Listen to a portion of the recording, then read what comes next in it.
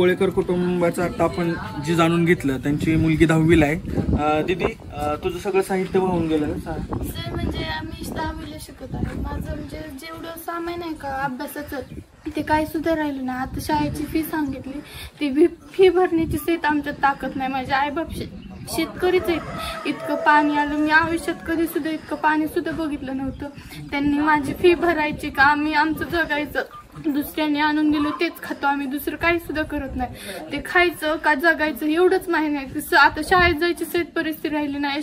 शाळेत कशाने जावा? सरने आम्हाला एक वही, एक पेन, पुस्तक, दप्तर दिलेलं आहे. त्याच्यात काय आमची 10वी भागणार आहे का? काही सुद्धा नाही.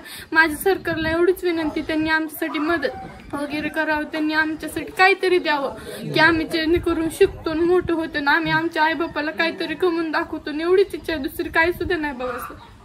आता 10वी नंतर तुला काय व्हायचंय दीदी? IPS व्हायचंय. तुला IPS व्हायचंय? अच्छा. तुला आता तू फॉर्म भरला का 10वीचा? आता परीक्षेचा फॉर्म भराय दिलाय फॉर्म, तर पैसे काही सुद्धा नाही, त्याच्यामुळे भरू शकत नाही. तुझं काय नाव आहे म्हणले पूर्ण? माझं नाव आरती तानाजी कोळकर आहे. शाळा कोणती? अंतरगाव हायस्कूल, अंतरगाव.